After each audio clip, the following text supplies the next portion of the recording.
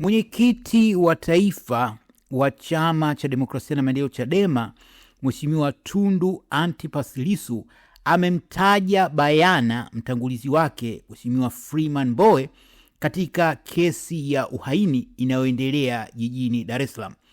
Na katika kesi hiyo leo Mheshimiwa Lissu ambaye amekuwa akitoa maelezo kufuatia uamuzi wa mahakama kuamua kwamba kesi hiyo iendelee. Kama nilivyoeleza awali, mahakama baada ya kusikiliza upande wa mashtaka ilikuwa ifanye maamuzi either kesi ife au ahirishe au kesi iendelee. Kwa hiyo wameamua kwamba kesi iendelee na watu wengi wanadhani kwamba ni uonevu. Sasa leo Mheshimiwa Lissu katika maelezo aliyotoa, moja ya mambo aliyoyazungumzia ni haya, na hili nalinukuu, ni kwamba CCM walisema katiba haitaleta chakula nyumbani. Sisi tukasema hapana, tutapigania katiba mpya, na wakamkamata Mbowe na kukaa jela miezi 8 kwa kesi ya uongo ya ugaidi. Na waendesha mashtaka ni hawa, yani kimaanisha hawa ambao sasa hivi wanaendesha kesi yake.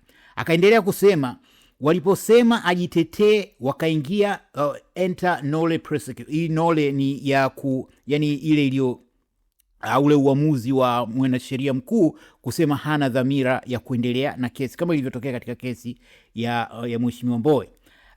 Na akasema hapa Mheshimiwa Lissu kwamba hakujitetea, tukashtukia yuko Ikulu. Sasa kilichofuata hapa kilifanya mahakama iengue kicheko, lakini kina uzito mkubwa. Akasema, namnukuu, nasikia jana ameibukia bwawa la Mwalimu Nyerere, mwenyekiti wake yuko jela, yeye anaibukia huko, yuko na mama. Watu wakacheka kwa maumivu huko ndani. Sasa hili ni kubwa kwa sababu lina tafsiri mbalimbali.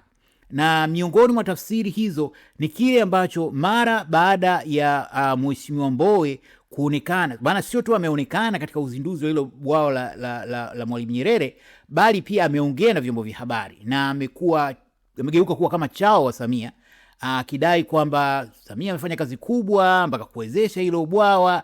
Kazi kubwa imefanywa na Watanzania wenyewe, kwa sababu hilo bwawa halijajengwa kwa pesa ya mfukoni mwa Samia Suluhu Hassan. Hilo moja. Lakini pili, mradi huo ni miongoni mwa miradi iliyoasisiwa na marehemu John Pombe Magufuli. Kwa hiyo kilichokuwa kinaendelea hapa katikati ni danadana tu, hapa kuna ufisadi mwingi, kuna upigaji mwingi umefanyika, na kikubwa zaidi ni kwamba haitarajii kwamba uzinduzi wa bwawa hilo utawapunguzia Watanzania maumivu ya umeme. Lakini kwa mujibu wa Mheshimiwa Mbowe, kasifia, kamwaga pongezi, na hilo la pongezi sio tu limewakera watu, lakini kilichowakera zaidi ni kwamba tukio hilo limejiri siku moja tu baada ya mahakama kufanya uhuni. Kama nilivyoeleza awali, matarajio ya wengi walikuwa wanafuatilia kesi hii, na huhitaji kuwa mjuzi wa sheria. Matarajio ya wengi walikuwa wanafuatilia kesi hiyo walidhani kwamba uamuzi wa mahakama ulikuwa kwa bayana kwamba hakuna kesi nzima tangu katika hatua za mwanzo ilikuwa ni ya mchongo. Na upande wa mashtaka, ni upande wa Samia na watu wake, waliahidi kuleta watu 30, wakashindwa kuleta watu 30, wakaleta watu 17.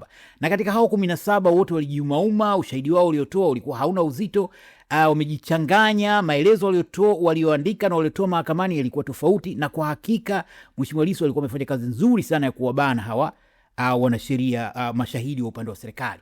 Kwa hiyo kesi ilikuwa inatarajiwa kwamba ingine, lakini kwa upande mwingine kuna watu ambao walikuwa wanafahamu kwamba kesi hii ni ya kisiasa, na pengine hakuna uwezekano wa mahakama kufanya maamuzi hayo, kwa sababu inavyoeleweka ni kwamba kesi inafanywa kwa maagizo ya Samia Suluhu Hassan.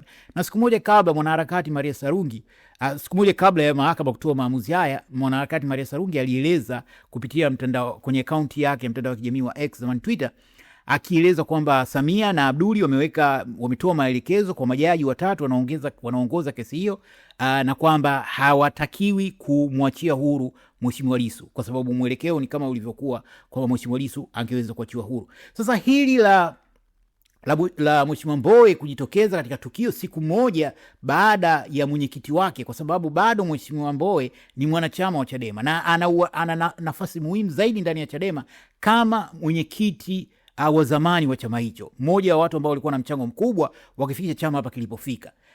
Kwa hiyo kitendo cha yeye kujitokeza katika shughuli ya serikali siku moja baada ya serikali hiyo kumuumiza mwenyekiti wake kilikuwa sio cha kimungu. Lakini kikubwa zaidi ni kwamba tangu kuanza kwa kesi hii April mwaka jana, mpaka leo zaidi ya mwaka mmoja, zimepita zaidi ya siku 500, hakuna hata siku moja ambayo Mheshimiwa Mbowe amefika mahakamani. Kwa hiyo kwa hakika inaonyesha ni kama zile tofauti kati ya Mheshimiwa Mbowe na Mheshimiwa Lissu za kiuchaguzi, waliwania pamoja nafasi ya uwenyekiti, Mheshimiwa Lissu akashinda, lakini wakati kinyongo cha Mheshimiwa Mbowe bado kinaendelea kuwepo hadi wakati huu.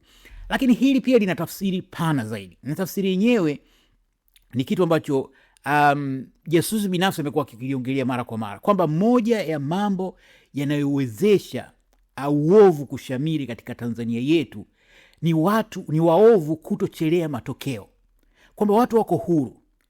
Leo mapema asubuhi kuna mtu mmoja ana sigda kubwa hivi, nimesahau jina lake, huwa anapenda sana kuiongelea Chadema. Sasa yeye huyo mtu leo karekodiwa, na mara nyingi wanaotoa taarifa hizi ni vyombo, kuna baadhi ya vyombo vya habari siku zote ndio vinatoa habari mbaya kuhusu Chadema.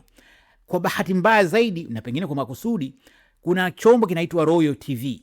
Hiyo Royal TV inamilikiwa na yule kipara aliyokuwa kiongozi wa Chadema. Sasa yule bwana ndio alikuwa anamiliki akaunti za mitandao ya kijamii za kwenye Twitter pamoja na YouTube ya Chadema. Kwa hiyo akafanya hujuma, alivyoondoka Chadema kwenda chama cha ubwabwa, akaondoka na zile akaunti. Na ndio maana utakuta hizo akaunti zina idadi kubwa kabisa ya followers.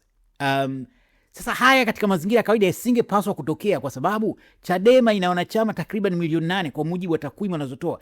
Chama sio tu kuwa na idadi kubwa, lakini idadi kubwa ya watu iwe na nguvu ya kuwaogopesha watu kabla ya kufanya maamuzi fulani, kabla ya kumtukana mtu kama vile mtu ambaye ni maarufu, kabla hujakurupuka kusema kitu chochote dhidi yake, unakuwa unajiuliza mara mbili, hivi huyu mtu hatonichukulia hatua, hatotuma vijana wake kuja kunishikisha adabu na vitu kama hivyo. Kwa hiyo katika hili kwa mfano huyo mtu ambaye asubuhi ilitokea akasema Lissu amekutwa na kesi ya kujibu, kwa hakika Lissu anakwenda kunyongwa na vitu kama vitu vya hovyo kabisa. Na huyu mtu si mara ya kwanza kuongea vitu vya hovyo, lakini anafanya haya kwa nini? Kile ambacho anafanya Mheshimiwa Mbowe, watu hawachelei matokeo, na kuchelea matokeo maana yake nikifanya hili litatokea lile. Kwa hiyo mtu anahofia kufanya kile kitu kwa sababu matokeo yatakayotokea sio mazuri. Huyu msema ovyo ameweza kwenda kuropoka, si mara ya kwanza, kisa farika ropoka zaidi kusema kwamba Mheshimiwa Lissu atanyongwa na vitu kama hivyo, kwa sababu anajua hatafanywa chochote. Haki si lazima ipatikane kwa vyombo vya haki, hasa kama vyombo vyenyewe vya haki ni vya kifisadi kama hivi vilivyopo sasa hivi.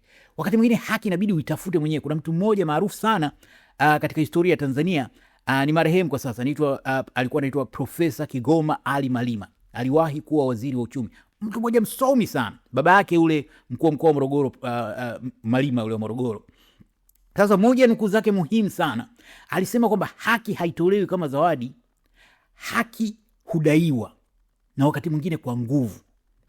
Kwamba haki haitakiwi kutolewa kama itatolewa kama zawadi, basi huenda yale aliyomkumba Mheshimiwa Mbowe. Alipewa haki ya zawadi iliyotolewa na Samia kufutiwa ile kesi ya ugaidi, matokeo yake akaendelea kuwa na deni la fadhila kutoka kwa Samia.